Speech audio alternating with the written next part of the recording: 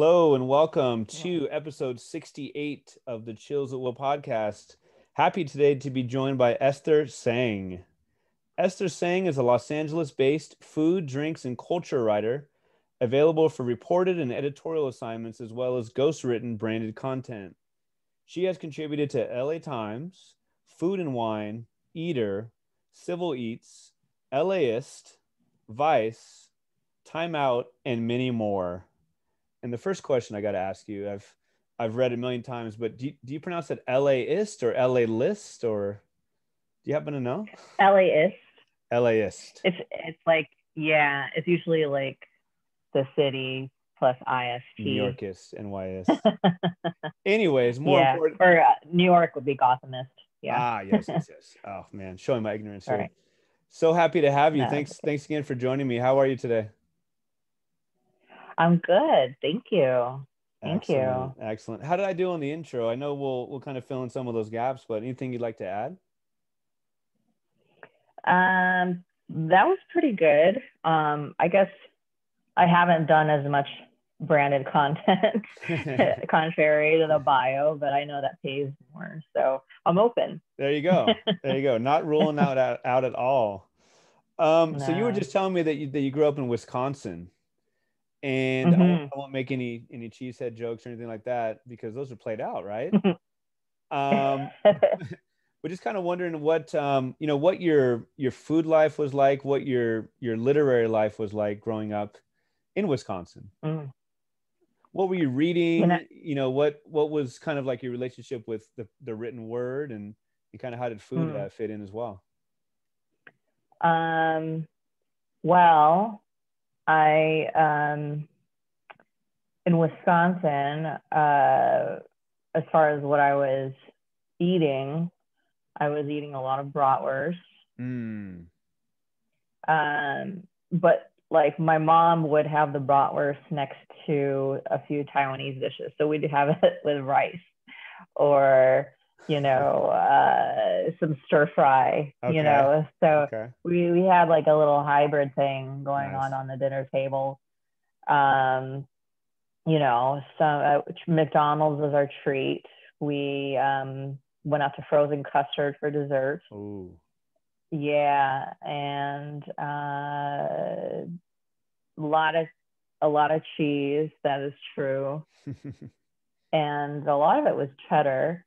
But and as far as the written word, it wasn't emphasized in my family. Okay. We were very stereotypical. Stereotypical because my dad immigrated to the United States very shortly after the Immigration Act of 1965, and he was an academic. Okay. So he had preference, and he immigrated from Taiwan, and he was a medical researcher, and moved from Kansas City to San Francisco and then to Wisconsin, where they had me. So I lucked out being born in Wisconsin.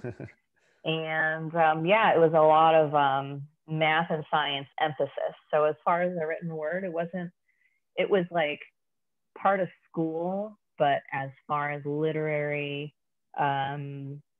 wise, it wasn't as encouraged, because it was just this thing. And on my dad's side, I could say literally no fewer than no less than 90% of my family are doctors on my dad's side. Wow. Wow. Yeah, it's an obscene percentage, and hopefully the next generation snaps out of it, to be frank. So are you first generation on both sides then? Is your mom also from Taiwan? My mom is also from Taiwan. They're both from the south part of Taiwan. Okay. So they're both the immigrants. And there's a dispute about whether I'm first generation, or because what I was taught was that the immigrants were the first generation. And since I was born here, I'd be the second generation. But I think the jury is out, depending. It's like my brothers were born in Taiwan, but immigrated when they were like 1 and 2 years old. So they're 1.5. 1.5. Yes. Okay. Or something like that. Well, I appreciate that. I'm always a little bit hesitant on that as well. I've heard some people refer to the first generation as the immigrant himself or herself. And Yeah.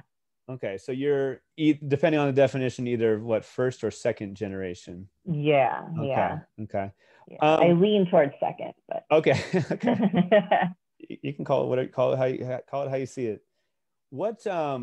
what was kind of like your personal relationship with language? I mean, did you speak the Mhm. Taiwanese dialect? Did you speak mainland Chinese dialects or Mm. language, or was it all English? How did that work?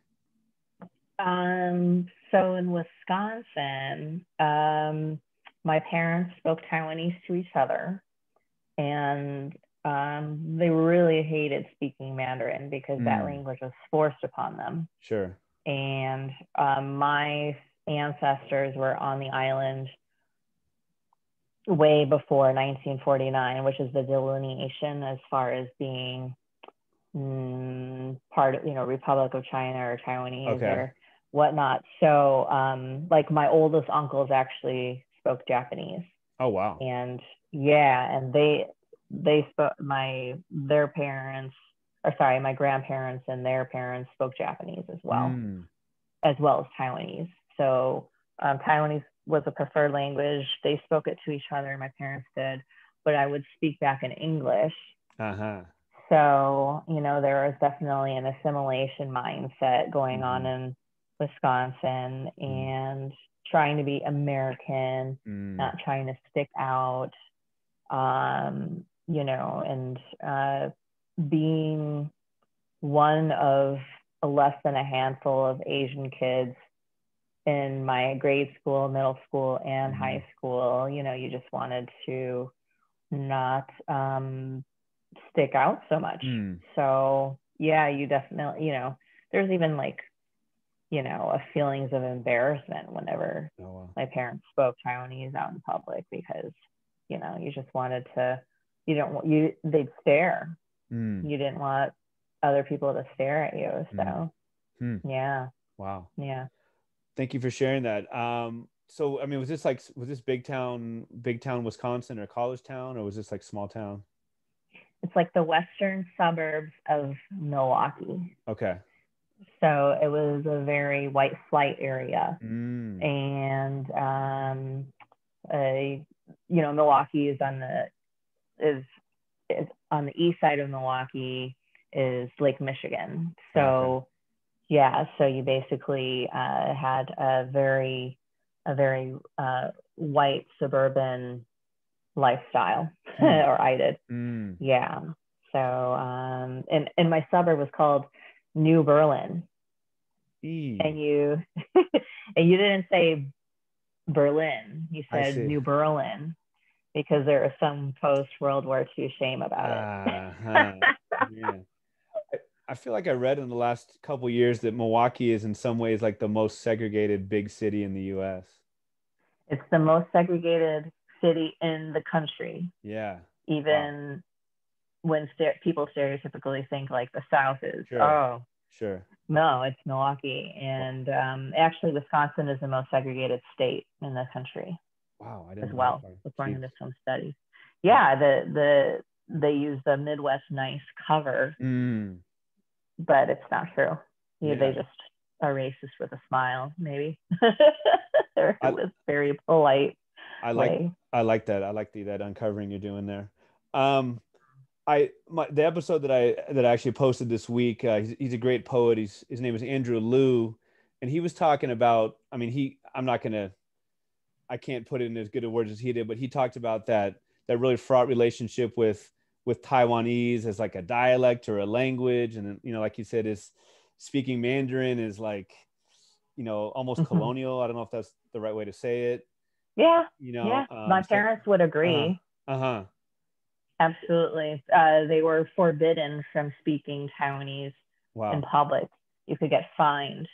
You could Jeez. get punished in school. Uh-huh. And my parents actually kind of did because they rebelled a little bit. You could get punished in school, get fined Yeah. in public for speaking Taiwanese. And you Wow. could not speak of against the government because it was under Mm, martial law until the early 90s. dang. So you could not speak of the 228 incident where the Chinese came over and massacred a whole bunch of Taiwanese people in power. So, yeah, it was very colonialized. Yeah. Mm-hmm. Well, language is definitely political. Food is political. We'll get to that, a little bit later, right? Mm-hmm. You talked about like sticking out as feeling like you were sticking out as an Asian American student in your school. What about what you read? Mm-hmm. Like, did you feel like you were reading about your culture, your subcultures, not even ethnically or racially related, but just like who you were? Did you feel like you saw yourself in what you read as a kid? Oh, 0%. 0%, huh? 0, not even 0.1. The Japanese internment in my social studies book probably got a paragraph.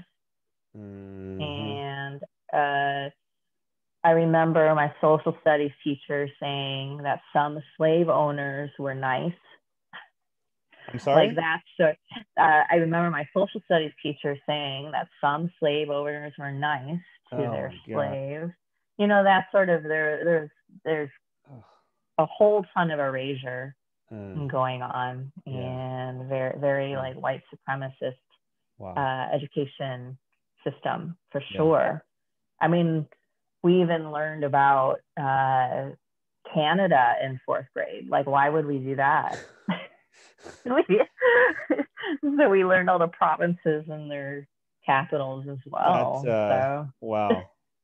That says a lot, because obviously you're very young. So to think that not that long ago, even those things were taught, and probably still are in so many ways. I'm not super young. Okay. I'm like 42. So okay. you got me by a year, but we're so same generation. Good. So what were you reading then? What kind of literature were you into, whether it was, serious stuff or not so serious stuff? Man, it was just your typical, it was not memorable. Mm-hmm. It was just your normal, I was reading Babysitter's Club. I was playing with My Little Ponies. Yeah. I was doing what all the white kids were doing and reading, and Great Gatsby, all that sort of stuff. Just very westernized stuff, that everyone reads. So sure. Yeah. And to be honest, I didn't even know I wanted to be a writer then. So, I just read whatever the curriculum dictated that I study or read. So yeah. Sorry, not very inspiring on that. No. So I mean, the first half. Sure. So I mean, what's the connection then? I mean, maybe it's not a short story, but like, how did you go from being kind of like meh in reading, stuff that was like whatever, that was not memorable, like how you put it that way, to you becoming a writer? I mean, was there like a eureka moment where you read something that was like, dang, this is unbelievable, and got on that kind of that trail, or how did that work? I have to say, it's kind of like you only know you write, or that you like writing, when you start to write. And when I started writing, it was on a blog. It was on a food blog. Okay. And so I was, inspired by Jonathan Gold, most of all. The great. And, Counterintelligence. I read Anthony Bourdain, and I read some Case Fisher, like, and Kurlansky, and like, and not super in depth, but I most learned from actually doing the writing myself. Sure. And even just writing about happy hours and stuff like that. And I think the combination of writing with my interest in food is definitely that. The food was the inspiration. Okay, I was going to ask about that. The food was the inspiration, and that's,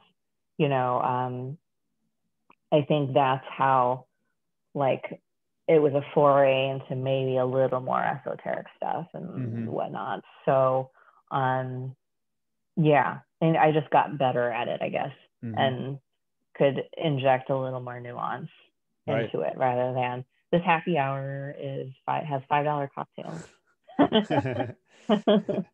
What were some of the first happy hours you were talking about? Where were these places? Man, well, probably the $5 cocktails, or like, you'd have like your selection of cocktails that were on special and then a few happy hour bites, because that's all I could afford at the time. Yeah. And I thought maybe you were going to shout out like the ice bucket. I forget what it's called, like at Sharky's or something like that. Oh, sure. I kept winning those parties, winning in quotes. Right. I put my name on one list, and every week and say, hey, you won a party where you have to spend, $40 or whatever. But anyway. Oh, right. Right.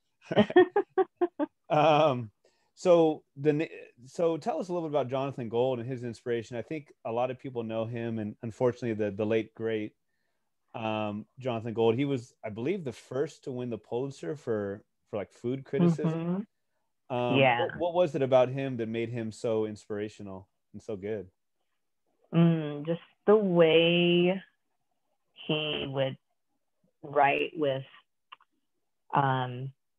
context, but also passionately about the context and culture that surrounded the food, not, the food, because it's never just about the food, it's about the people. What LA people might know or not know or be familiar with, and then put that in the context as well, as opposed to, what's available, or what maybe LA has a lot of or doesn't have a lot of, so I think just the way he's so artfully and eloquently describes surroundings and culture and backgrounds and histories, of people is just so important. And it kind of brought you down to earth, even though he had like all these beautiful words to describe all these things, so I just the dichotomy of that, he just did it so beautiful, and he was so like respectful, as and as a white male, and had a lot more understanding and humility in his writing than I think a lot of white male critics in other parts of the country wrote. Yeah. Yeah. That makes a lot of sense. He used a lot of, if not all, second person, right? You sit down, you're gonna get the the appetizer. There's something about it that just brought you into the restaurant. Yeah, he put you there. He did. What you could expect or not expect. Yeah, absolutely. That was definitely his voice for sure. When he passed away, I mean, the remembrances and the memorials to him were really heartbreaking. I mean, he was quite the inspiration for sure. Absolutely. No doubt. As far as, food writing in general, the name of the podcast is the Chills at Will podcast. This idea of the thrilling poems or books or writers, could have been from adolescence or today. Who or what are, some of the things that you have read that have really just like made you look at the world differently, that type of stuff? Speaking recent work, Kathy Park Hong, just her collection of essays called Minor Feelings. I think that's less than a year old, but just really captures the nuances of being Asian American. And she's a poet first, or she was a poet first. So I think it just, she really made me feel seen as a creative Asian American. It almost made me jealous that I wasn't, completely in art all my life, like she was, you know. But I'm, you know, I'm so glad that I can appreciate where I am now because I wasn't. Sure. But she just really captured the very specific challenges of being Asian American, like invisibility, and just the effects of imperialism and colonialism on our psyches, and even like the challenges of Asian American like friendships between women, like stuff like that. Wow. So yeah, just yeah, it's really good. Did she inject a lot of like her own personal life, or is it more kind of like she's an observer? It's her personal essay. They're all essays. It's a collection of essays, and they are about her life and like what she learned from specific friendships and experiences in art school and stuff like that. Yeah. Oh, very cool. So very they're cool. all personal to her. Yeah. All right. So when did you, it may not have been one particular moment, but when did you say to yourself or someone told you like, dang, you can do this thing? Like you're a pretty dang good writer about food. Was there a eureka moment there? I think I wouldn't have believed it from one eureka moment. So I needed a few different eureka moments. And I think it was just being able to just having my story pitches accepted by a diversity of different publications, of food publications. And that, like, the next acceptance definitely, like, it gave me more confidence. And or even like getting approached to write things, which is happening more. And I mean, I'm really humbled when that happens, when it's just a cold approach where like, oh, we heard you tweet or start a Facebook fight about this, like, could you write about that? So yeah, just cool. Really humbled by those opportunities. So cool. Well, yeah. I meant to follow up with Kathy Park Hong, more like on the food side of it. Like who are some of the like specifically food writers who you said Jonathan Gold, anybody else who you're just like, man, I can't wait to read her next post or his next, whatever. Tejal Rao for the New York Times. She covers LA for the New York Times. She does such a great job. Who else? So as far as culture, I really love Bettina Makulantal. Oh, okay. She's a Filipina writer for Vice. And she has great culture commentary, and she's super prolific. Nice. And I hope I pronounced her last name right. But yeah, she's great on culture. And so is Nicole Clark. She's based here in LA, and she's freelance now, but she also used to be at Vice. So yeah, like they all write so great. Who else?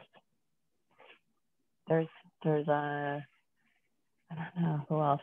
Oh, I love Alicia Kennedy's newsletter. She's a Substack publisher.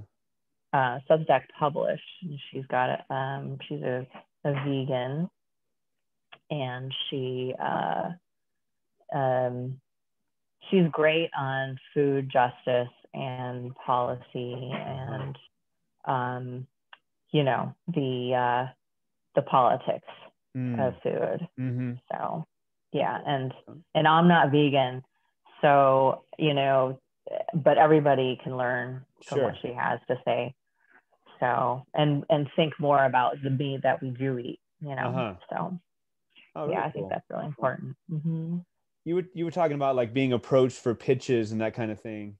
What's your process for coming up with ideas? when you're not being pitched by someone else? Like, are you just like going to restaurants, cruising by for inspiration, or how do you kind of come up with some of these ideas? A lot of it is keeping up with Twitter. Right. What's part of the discourse right now. Mm-hmm. It's hard to kind of filter out the crap, but when it's worth it if you can figure out how to do that. It's worth the labor. I'm going to say that like very carefully, because sometimes you can go down bad holes. Yeah. But it's good to figure out, like, maybe some food writers are complaining about the same thing, and then that'll like examine it, and then you're like, oh, I have a take on that. Okay. And then you can like pitch somebody on the idea if maybe you think you can be articulate about it. Yeah. Okay, so not to put you on the spot, but what's your take on loquats? Just kidding. Just kidding. That's kind of the one. That's hilarious. Right. That's kind of riling up LA.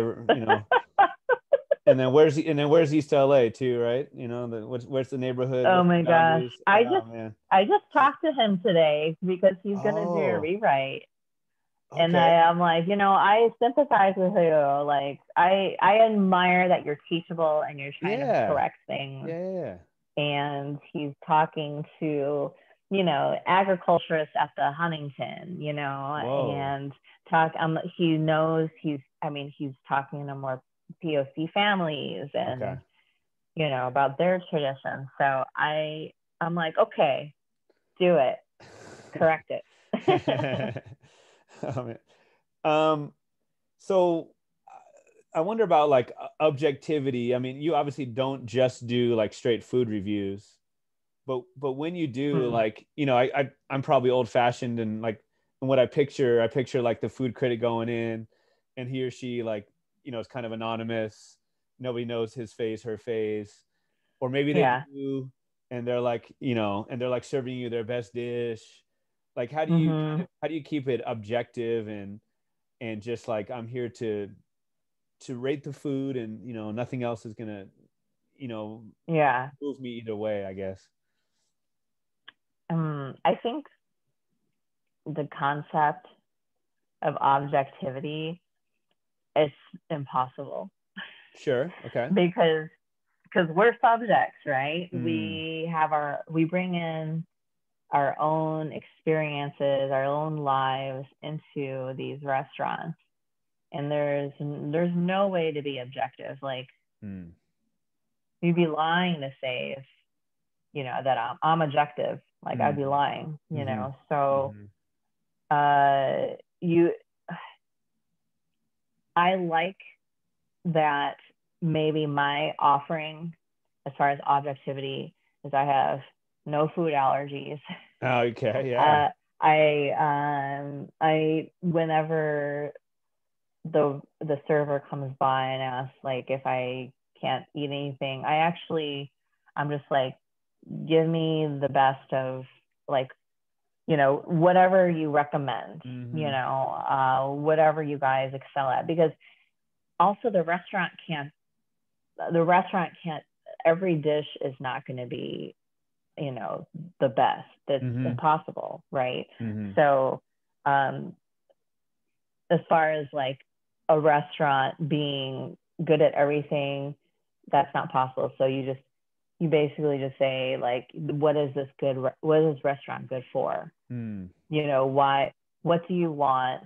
What do you want? What do you not want? And then maybe this restaurant is a good fit for that. Okay. You know what I mean? So you just try and tailor everything. And so when I go in, I'm just like, I don't say like, they're bad at this, they're bad at this, they're bad at this. I'm just saying, you want to go to this restaurant when you want to spend between whatever and whatever for this per person. And maybe you are like into appetizers, or maybe you are really like into a good steak. They do this really well. You know what I mean? So you just try and personalize it, because instead of pretending that you have objectivity, sure. I guess. Yeah. Okay, cool. I appreciate that. I always kind of wonder about like, I always wonder about the idea of like trashing a restaurant. I mean, like, Mm. I mean, I Hmm. don't know. I guess I'm just kind of thinking out loud if there's ever a reason to do that. If there's, I mean, it's not trash. Yeah. I mean, I mean, what if you get four good appetizers and, or dishes, but there's one dish that's just horrible, or two, Yeah. like, is that worth mentioning or?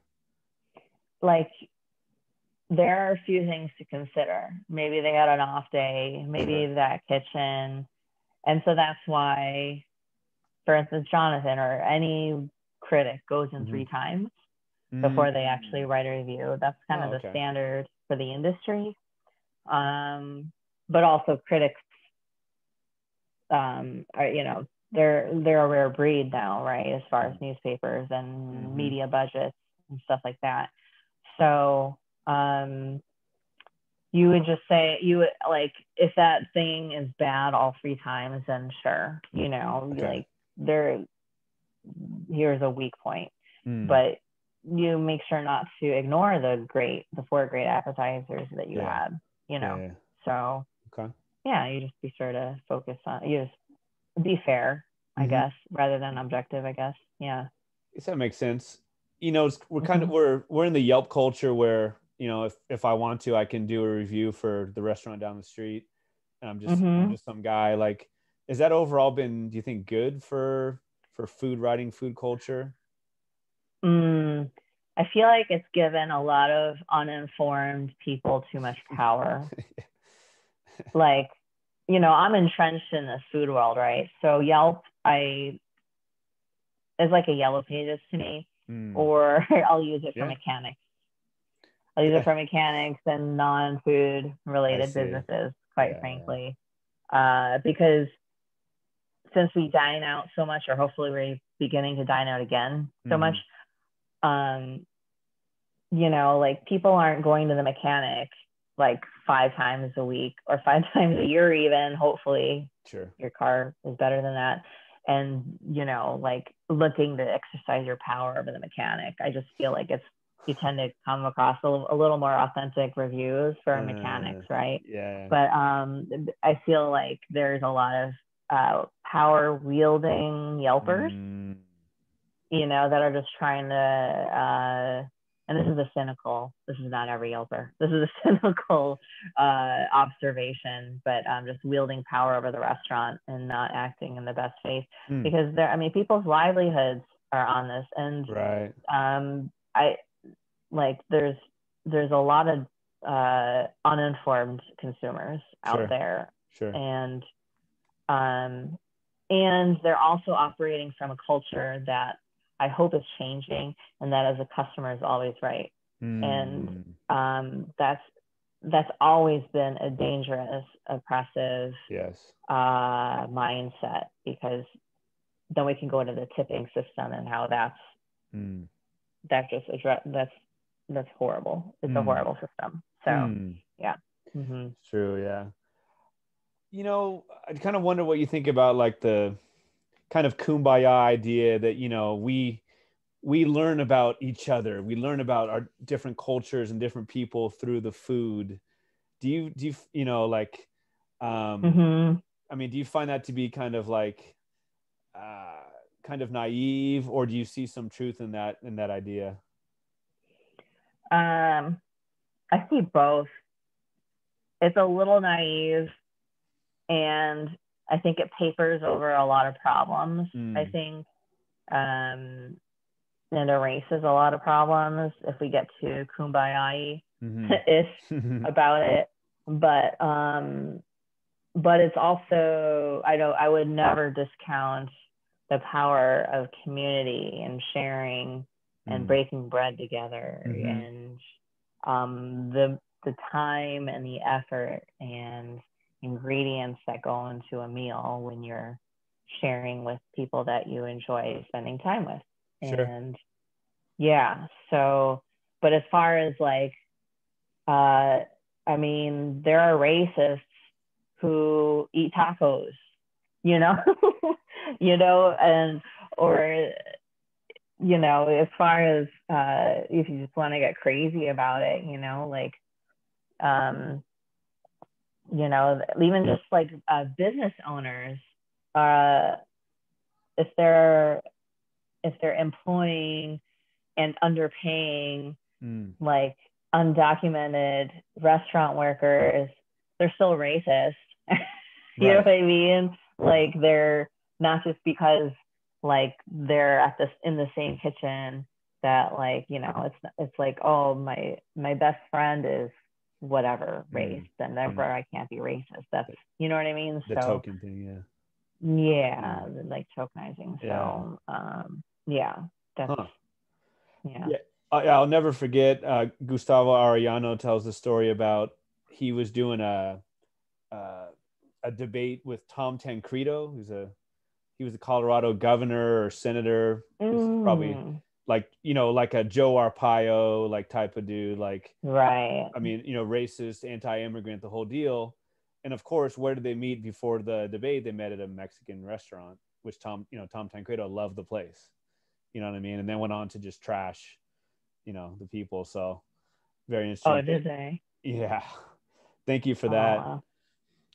So like your Twitter bio, or I guess you call it, says that you're a freelance writer on the intersection of food and culture and food justice. So, you know, I think of like LeBron James and athletes and stuff like that, where they tell them to kind of, you know, shut up and dribble type of thing, right? Where it's like, like you're just an athlete, you're just an actor, like stick to basketball, stick to acting. I wonder if you've ever gotten any, you know, negative feedback about, you know, going in writing about social justice and toxic kitchen culture, gentrification, all the things that come together in that intersection that you talk about. Like, have you gotten any negative feedback on not just quote unquote sticking to food? I've expected to get more than I have. So I'm kind of surprised. Good. Yeah. But I also don't want to jinx.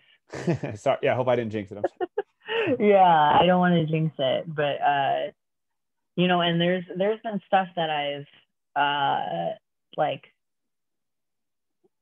that I put in articles that maybe the legal department, it's been pretty explosive and you know, exposing some sort of abuses, but maybe that was beyond the scope of the piece or whatever, and the legal department didn't want to deal. So that maybe that moment hasn't arrived yet. You know? Yeah. So as far as, you know, having a I don't know. We'll see. We'll see. So but yeah. Go ahead. I'm sorry. Did I cut you off? Oh, I think because of the past year of the pandemic exposing all the inequities that have always been in our food system, I was lucky to like write these pieces about like toxic kitchen culture or whatever when people are ready to hear it. So there is a context in the you know, in the zeitgeist, I guess, that where people are willing to hear it. So well, I mean, that's, you know, maybe some good news in talking about that zeitgeist where there's maybe more of a space for that intersection that you're writing about. But yeah, but it sounds like maybe not ready to name names. People are a little bit, you know, it's more like kind of general than that calling out names kind of thing. You need a whole team. I think it's hard for a freelancer. One freelancer, sure, you need like a whole team and a union or something like that. Yeah. I mean, so obviously, you know, you do write some articles strictly about food. One you wrote for Resi about just LA's Chinese restaurants, the guide to them by those who love them best. So I think that must have been kind of cool. So you were able to get some big names to kind of weigh in on that. For something like that, do you just kind of lay out like a general question, just like, what's your favorite? Tell us about it. Or are you more like detailed and dogmatic in what you ask them? I just ask them what's their favorite restaurant for that one. And either Chinatown or San Gabriel, wherever they like to go the most. And I think that's really, really important to not just get food media people's perspectives. You know, it's good to get like the neighborhood restaurant. You know, if you just happen to live somewhere and this is like your favorite, like it's good to get that different perspective rather than like needing the best, you know, everywhere of anywhere or whatever, you know. So a very, I want to say recent, probably the last 4 or 5 months article that you wrote.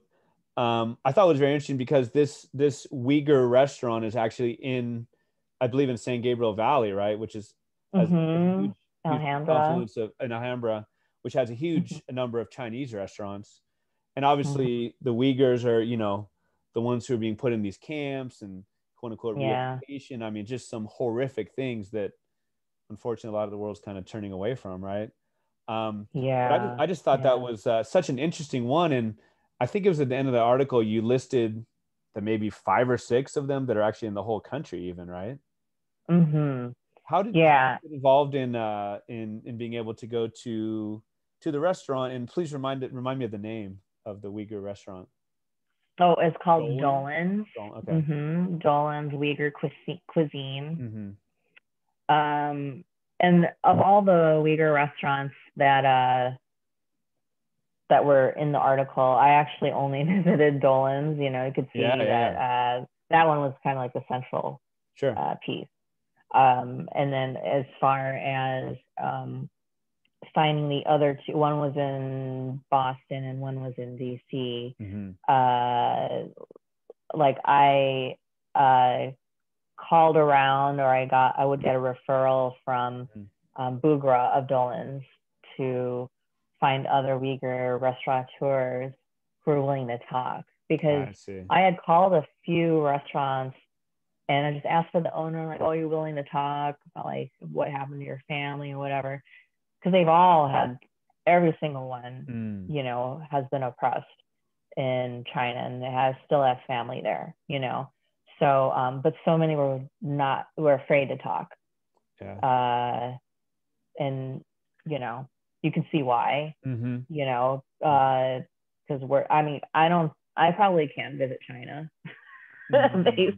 you know, and also I'm Taiwanese, but that also gives me like, you know, a kind of like a empathic viewpoint, because our ancestors and family have been, you know, by the CCP. So, but like just their cuisine is just an amazing, like amazing case study as far as being a little Turkish and a little like, you know, Mediterranean and Chinese.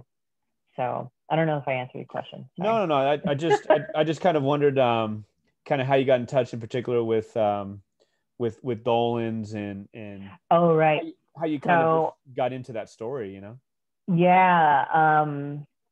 So that was an offshoot of the other Resi piece where that you just mentioned, where people listed their favorite Chinese restaurant, and Kim, who co-owns Cassia in Santa Monica, she's a human rights lawyer, and her actual favorite Chinese food is Dolan's Uyghur cuisine, and close friends, and I think has helped Bugra with certain issues back in China and his family and finding out about them and stuff like that. So I got the idea from her, and I was just like, this is, you know, I had very limited exposure to Uyghur food. And then when I finally got to try, I was like, wow, this is like, this is amazing. It's so good. It's got noodles, but it's got huge dumplings, but it's got like, you know, samosa, but sambusa, but I forgot what they call theirs, but you know what I mean? You could see like just the cross section of all these different cultures in Uyghur food. And then you can see how like they're not Han Chinese. Like it's Chinese food, but they're not Han Chinese and being discriminated against. Well, they're worse than being discriminated against. So yeah, it's worth it. I felt like I had to, since I had to offer my, culinary like angle on this, because there's definitely a story to be told. And it's kind of one of those positive, like, food brings us together. Like it is a positive spin on that, because he's educating diners of the hardships that his people are going through when they come in and eat his food, and they ask about him, and you've got the videos up on the screen, and this is what our culture is, and because they're going through extinction, they're going through genocide. They really are. So it's important, and food is just one of those things. Wow. Yeah, the article was so well written. I mean, it was really riveting and definitely educational. I mean, I learned a lot. Thank you. You wrote, I mean, this idea of food is like a bridge builder, a gateway. You wrote, is it pronounced Arkin? Arkin. Arkin is hoping that increased awareness here will put more pressure on China, and dining is a tactile way to make a connection in the real world. Food is a very good bridge to link people with Uyghur culture, he says. People come because someone they know liked it. When they come here, they eat our food, drink our tea, and watch videos, like you were saying. They ask me questions, and I explain to them everything that's going on with our people. We always have TV screens looping videos of our culture, our music. So they start learning about Uyghur culture and start to understand it. End quote. I was really struck by him as like how cool that is that he's like such an ambassador for his culture, but also how much of like a burden that could be, He's like the one guy shouldering like, hey, everybody, let me tell you about, thousands and thousands of years of history. And but you really did a great portrait of him and the restaurant as a whole. Thanks. No doubt. Food justice impacts who eats and who thrives. I mean, just the title itself is like, okay, let's get into this. And that was another article you wrote that was very interesting. If you would have asked me before the article, okay, what percentage of farms, let's say, are owned by white people? Oh yeah. I'd say, I don't know, 70, 80, 96%. Right? You do a really good job at connecting land inequality, land grabs, linking that to obesity rates. I mean, I think a lot of us know kind of generally about like food deserts and that type of thing, but you really talk a lot about the land inequality and grabs, and it's like that makes a lot of sense. Thank you. And then food sovereignty, which I guess is, I mean, kind of a newish term. Like it's been, people know about it and been around, but it's kind of maybe coming more to. Kind of, I guess what did you learn from that experience about food sovereignty, or just about food and social justice overall? I learned that there's been an evolution of the term food desert, and people are saying food apartheid now. Ooh. Because desert is more of like a natural land feature, right? Like passive. That's like an earthly, right? No, yeah, exactly. It's passive. But apartheid, it's a man-made system of oppression. So and counter to that is food sovereignty, like the right for someone, like self-determination of someone's access to not just food, but culturally appropriate food, stuff that their parents would eat, stuff that their kids would eat, stuff that they would eat, that is in the context of your culture. So all these different terms, I learned so much doing this whole series for Shondaland on food justice and kitchen culture and stuff like that. So all these concepts and just like you said, with the whole 96 or 97% of all farms are owned by white people, and then you have the workers, and none of them are white, right? So there really literally is a top-down racist system. and farm workers are underpaid. And then during the pandemic, they're undocumented, so they didn't get any unemployment, right? You had to rely on these DocuFunds and, these appropriated, state appropriated, and then finally federal, when it came around, to support these people that were the backbone or are the backbone of our food system, and yet we're food insecure. Like, yes. How screwed up is the that? ironies, oh my gosh. Yeah, they're picking our food, but they don't have enough of their own to eat. Like, it's so wrong. So yeah, the layers there. I mean, and we better get our avocado for our Super Bowl dips, right? And it better be a good price. And a lot of those come from Michoacan, Mexico, where a lot of the workers oh my gosh, so many layers there. I would swear many layers. I would swear you're talking about politics, right? Apartheid, sovereignty, and you just put food in front of it, and there you go. This Esther Tseng, she can write. Quote, ultimately, food justice has to do with a reconnection to the land so that members of the community can grow their own food. We have a long way to go to turn back the clock on the social injustices plaguing our country, ones resulting from centuries of racism. But there can be no overall social justice without food justice.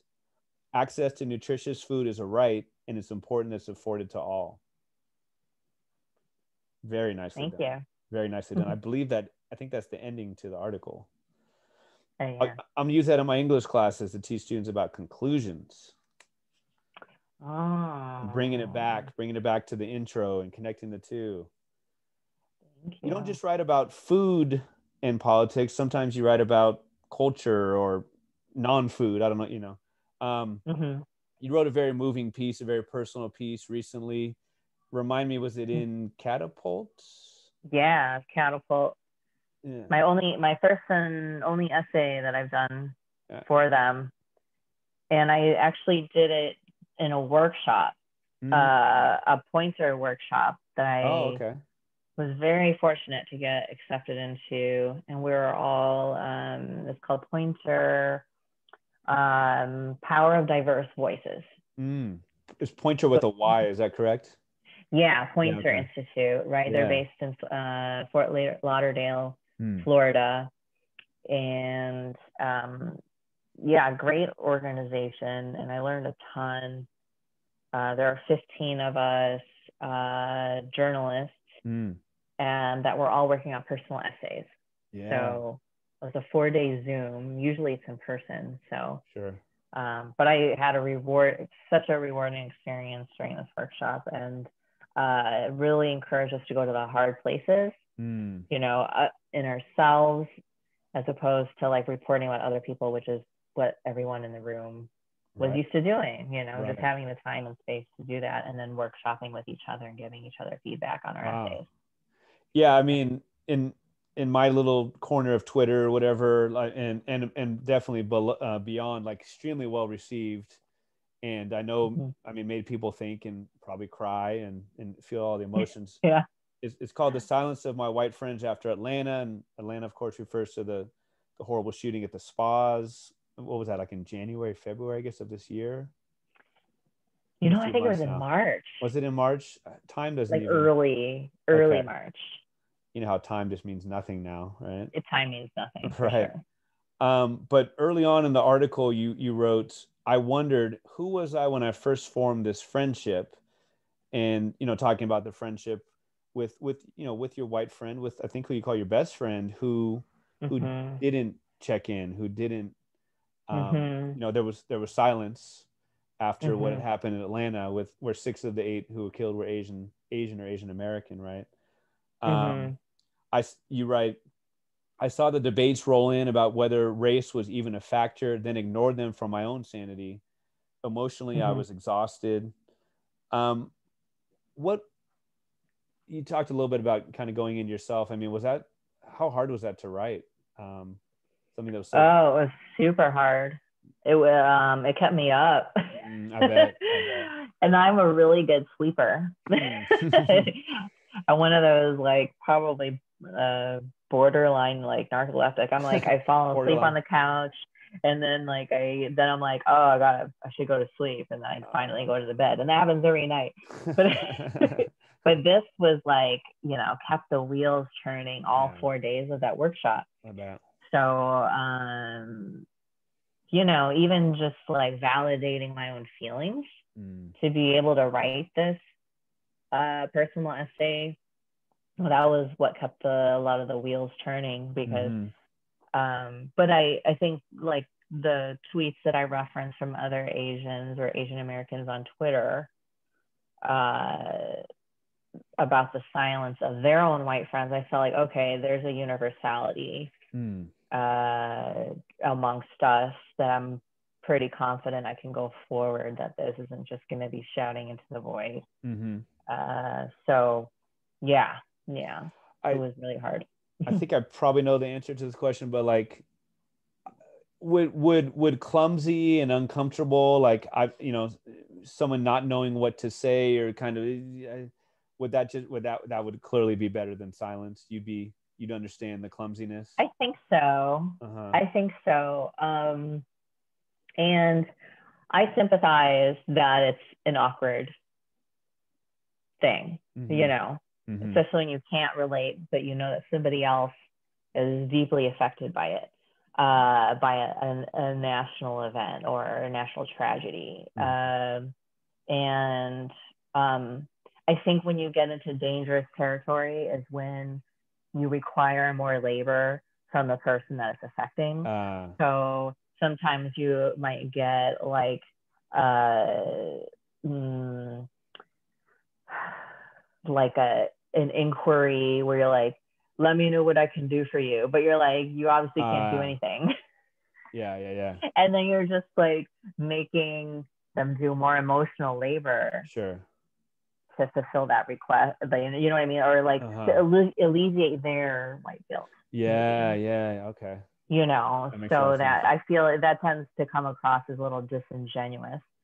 So while I sympathize, I feel like hopefully you have, I mean, white people need to have, you know, friends who are persons of color. You know, the more the better, just to get you out of your entire, you know, to get you like just more acclimated to a different experience, you know, because it's kind of like when like Asian American history, African American history, like Latino American history, like they're all electives, you know, but white history, Westernized history is just, it's general ed, right? So like if the more aware you are of that, and the more you are aware of how insulated you are from that, and the more you try to push through that and counter that, like the better ally you can be. Yeah, oh man, just like you said, to be electives versus general ed. I mean, that says it all. Yeah. Our generation, I'm thinking of one of the more serious Fresh Prince of Bel-Air episodes, where Will had to like advocate for like an African American history class. Remember how Fresh Prince had some really good serious episodes? That's amazing. When it wasn't, yeah. I have to revisit that. I love that. Well, I mean, the same ideas you're talking about. Like, why is this like a fringe, like elective, like only if you choose, or yeah. You quote the great quote, the very well-known quote from Martin Luther King Jr. about indifference, about in the article about indifference being maybe worse than or the silence of your friends. Silence of your friends, right? And so I thought that was very very well done. And again, bringing in history, bringing in this reminder that people need to act as you were hoping that Friend and Friends would have done. Now, pardon me, I wrote this down. Actually, it was March 16th, the event. It's mid-March. Yeah. So you published the article May 20th, which is maybe 2 weeks ago or so. Not that much time in between, but do you have any different feelings? Has anything else come up since you sent the article in for publication, or or how it's been received and that kind of stuff? Yeah. I think like last week, the novelist R.O. Kwan, she came out with a piece. I forgot. But it was on the silence of your white friends, and I thought that was a great supplement. But also Nicole Chung came out with a piece in Time, which I thought was a great like supplement to R.O. Kwan's, and it was about being tired of having to educate your white friends. And so and the gist of it was also to focus more on figuring out who your allies are and building coalition with them, because she put it in such a great way about how, like, you know, you're just spending more labor on people who are probably more determined to misunderstand you. You know, like, to be more efficient in your energies and your labor, you know, you need to build coalition with other, you know, people who not understand but are actually trying to move in that direction. So and I love it because it's very much like, what like, we're just continuing that white people are the center of everything, right? We're just like only considering the white gaze, but there are all these allies around that we could be building you know, things with and organizing with. And I thought that was also really important. Although my essay did have to do with my best friend, but yeah. Yeah. Did you talked about R.O. Kwan's, was that literally based on your piece or just the same subject matter? I don't think it was based on my piece, but it was very very related. So yeah. I thought it'd be good maybe to end with, if you wouldn't mind maybe reading a couple excerpts. Sure. You know, your call, there are a couple, you know, maybe the last couple lines, paragraphs from that piece, or whatever, you know, whatever you would like, whatever you think would give us a good flavor of the silence of my white friends after Atlanta, again published in Catapult. Yeah. All right. Where do you want me to start? Sorry, again. Maybe I saw the debates roll in. Okay. I don't think that's at the end, but that might be a good part. Okay. Gotta love that Control F, right? I know. Although I'm reading on my phone. Oh yeah, find and page. Debates. Got it. Okay. I saw the debates roll in about whether race was even a factor, then ignored them for my own sanity. Emotionally, I was exhausted. In the following 24 hours, 7 friends and colleagues checked in on me, offering the condolences and comfort, but not requesting a response, simply sending their support. No fewer than 6 of them were Black women. I was consoled by these texts and direct messages, grateful that they cared. 10 days later, I heard for the first time in a few weeks from my best friend of 20 years. She, a white woman, texted, "Are you getting this insane wind by your place? It sounds like our whole neighborhood might blow away." But the text message came in on my phone, the Santa Anas howled outside. But I was shopping online for emergency medical devices with GPS tracking for my octogenarian parents, worried about their safety as they took walks around their Bay Area neighborhood every day. Despite all the toxicity, trolling, and bite-sized hot takes for clout on social media, after the shooting, I strangely found more comfort on Twitter with fellow Asian Americans, most of them creatives and artists, than I did for my own best friend. I thought she'd perhaps send a quick text check-in while she came up for air from her studies and had a chance to catch up with the headlines. I had to remind myself that even close friends must read vastly different news stories by virtue of whatever the algorithm was figuring we'd want to read. The tweets in my timeline, however, mirrored what I was experiencing and feeling. The hatred from strangers, sad. but not surprising. The indifference of those we personally know, truly heartbreaking, said one tweet. A reply tweet to that one said, the indifference has been the hardest for me too. Seeing who is showing up and who has remained silent makes my heart hurt and is sadly making me re-examine who I call my friends and family. I was reminded of the words of Martin Luther King when he said, in the end, we will remember not the words of our enemies, but the silence of our friends. After taking some time to sit with the silence of my friend, I wondered if we had just casually tenured into a long-term, flimsy intimacy. But there is no doubt that the distance the pandemic necessitated factored into my insecurities. I came to the conclusion that there is no choice than to reassess this friendship or endure a continued pain. I wondered, who was I when I first formed this friendship? A born and bred Wisconsinite from the suburbs west of Milwaukee, I had been indoctrinated since birth to assimilate and reach for white adjacency, not only for survival, but as a goal and a way to ascend in America.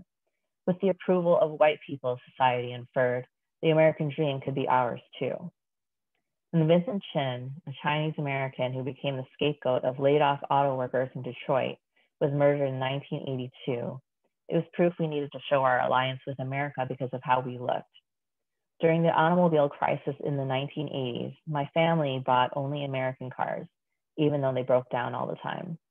These outward depictions and declarations of Americanness permeated other aspects of life too. Whenever we were out in public, my mother, an English teacher during her last years in Taiwan, would admonish my father to speak English instead of Taiwanese. There was no mistake. We got a lot fewer stares after this became codified into our family conduct. And whenever I was in public with friends from my Chinese youth group, I dreaded running into any of my white school friends for fear they would have their suspicions confirmed that I was incapable of thriving in white American society. Even after I moved to Los Angeles, gaining the resources to do the work of undoing the lie, assimilation still lived on in my subconscious. While it might have been easier to write off a friendship based upon evidence that she wasn't showing up for me, I remembered how far I had come in order to show up for myself. Then I remembered how far I had come in order to show up for others. I evolved into someone who requires solidarity from those I call my friends. Though I had let go of shorter and lesser friendships in recent years because of the undeniable incompatibilities, I still believe this one with my best friend was different. I would not have done it justice to write up our friendship off at the prospect of having a tough conversation, a conversation that was years in the making. My experience with my friends showed me that even 20 years of friendship was not enough to permeate hundreds of years of American imperialism and colonialism. It wasn't enough that I had shared with her my experience about being told to go back to China in a Chinese garden in San Marino mere weeks before the Atlanta shootings. It wasn't enough that I told her about the time I told a fellow Dodger fan to shut the fuck up on the commuter bus when he mocked an Asian driver on the way to a Dodger stadium. It wasn't enough that my friend had witnessed me as we vacationed in Hawaii, confronting a group of racist Asians for insulting and mocking her Black friend outside a restaurant in Honolulu. I had thought over the past 20 years that maybe my own confrontational nature with racism would single-handedly educate her through osmosis, but it hadn't. Still, we had traveled too far through the years and worked too hard toward cultivating an understanding between us to not have the race talk now. Though my disappointment in our disconnection was real, and though I was perpetually exhausted from this trauma, if I wanted to reach her, I realized that I would still need to spell it out, that my closest white friend isn't above confrontation, and silence was complicity. I took a few days to gather my thoughts. Then I picked up the phone. It was funny. Thank you so much for reading that. That last line, leaves that strong image of let's talk. That the image of you searching for GPS devices is a really haunting one. Yeah. For your parents, right? Yeah. Wow. I got to think that it was, I hope, cathartic in some way. I mean, I know that you said it was very tough to write, but I know that a lot of people really, I don't know if enjoyed is the word, but they they got a lot out of it. They learned from it. And Yeah. maybe saw themselves in you or your friend. Mm-hmm. So thanks so much for writing that and for reading it. Really Yeah. appreciate I'm that. glad you liked it. Thank Yeah. you. I wonder if you can maybe just read a little bit from the article about the Uyghurs in America. Sure. Okay. And where do you want me to start? How about the paragraph that starts with "and so" and ends with "eradication"? Okay.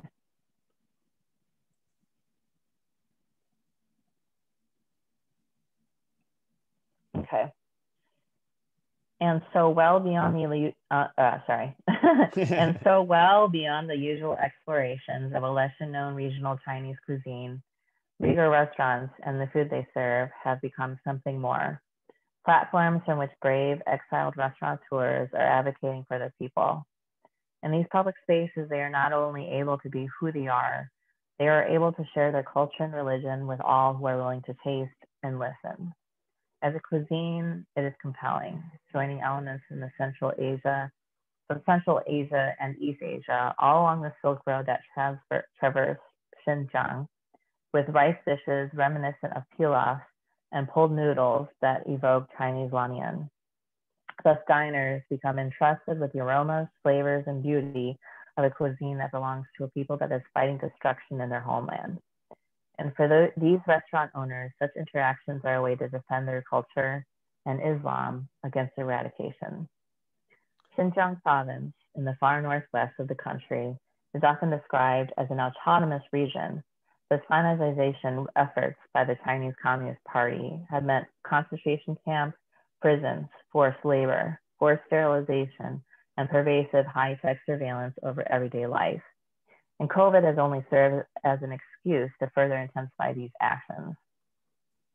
Under the guise of battling extremism and separatism, Uyghurs are re-educated to renounce their culture and Islam. Hijabs are disallowed on women. Han Chinese clothing, reflecting China's ethnic majority, is mandated, among many concerns. Many Uyghurs are forced to eat pork. Absolute control of the region is part of Xi Jinping's larger plan for the Belt and Road Initiative, a huge infrastructure project that stretches from East Asia to Europe. For the Uyghur people, there is no refuge from the horrors of a government actively working to demolish their culture and religion. Though life in the United States might be the embodiment of the American dream for those who can get here, many Uyghurs in the United States have described missing family and friends in Xinjiang. Arkin, for one, found out in December that his father had been tried in closed court for an undisclosed crime without representation. His whereabouts and the verdict of his trial remain unknown. Arkin's father, a publisher who went missing in October of 2018, is one of over 1 million Uyghurs thought to be in camps and jails in Xinjiang, a number asserted by the United Nations, among others. I maybe I'll save your voice. I don't want you to have laryngitis after we're done there. Okay. I appreciate you telling that story. I appreciate you telling all these stories. I'll ask you a more serious question than a lighthearted one to end. The more serious one is, what other stories are you going to tell? What are you working on? And then the lighthearted question is like, give us, I guess it's not a question, I guess it's a statement. Give us like 2 or 3 restaurants that are just like off the hook in the LA. Okay. What am I working on? Oh, I'm working on a mezcal story. And it's on mezcal from outside Oaxaca.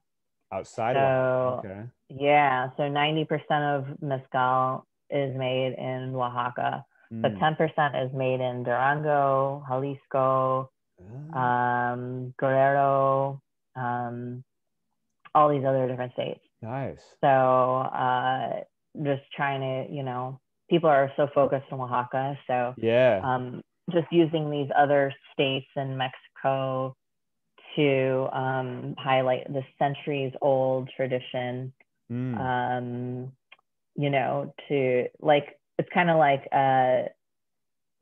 mezcal, like 102, you know. I like that. So yeah. Cool. And then there's this new for restaurants. In my neighborhood, there's this new one that's Brazilian and Italian that I really have enjoyed. I've only been once, but it's called Nossa, Nossa. But they opened during the pandemic and they have this great patio. So I also, it's really, really cute and space and feel safe going there. Is it like heavy on meat, like churrascaria style, or different? Like, it's great because it's like a Californian, like they have a citrus endive salad that is delicious. So that's definitely not Brazilian, right? Okay. But the skirt steak is great. Nice. And the plantain, when you get your skirt steak combo, they do it's charred perfect, and the plantains are even crispy, which it's hard to find, and the rice is spiced, and the beans are great. So cool. All right. I like that. Yeah. Thanks so much. I'm glad that you don't just write about food. I'm glad that you write about all the important things that intersect with the food culture. It's been a pleasure talking to you, and I wish you continued great luck with your writing. Thank you so much. Thanks so much, Peter. It's been a pleasure. Thanks for having me on. Yeah, thank you. Thank you for listening to episode 68 with Esther Tseng. You can now subscribe to the podcast on Apple Podcasts. Please leave a 5-star review.